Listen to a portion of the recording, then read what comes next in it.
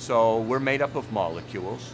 We're looking at what it is about them that makes them special, what it is about them that makes them work when they work properly, and what it is about them that makes them malfunction in the course of, say, disease.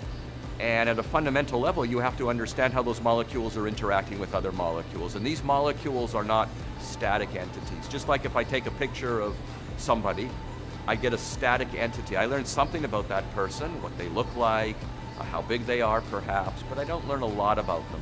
So I really have to learn about the nuances of these molecules, and to do that we have to develop the technology which not only allows us to have a picture of these molecules, but to understand how they evolve in time in response to various stimuli, which can be other molecules. So what we really want to do is develop the toolkit so that we can manipulate these molecules in a ways that will allow us to either increase their functionality, or if appropriate, also decrease their functionality, and if they're too functional, if you like, and in some diseases that's what happens.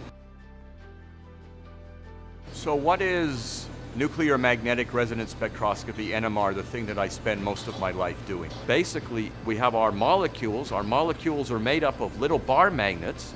These little bar magnets can orient in a big field in only two different positions, much like if you had two bar magnets of the sort that we're familiar with.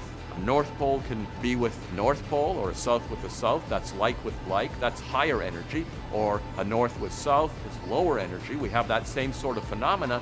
And you know that if you apply a force, you can bring north to north. You can move north from south to north to north. That's what we're doing in our NMR experiment. We're applying forces, and then we're monitoring how those forces impact on our system as it comes back to its lowest energy state. We've got to be able to understand these biological molecules at a very fundamental level if we really want to address, practical questions that come from disease.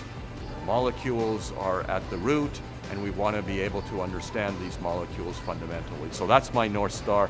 That's where we want to be now. That's where we're going to be working towards in the future.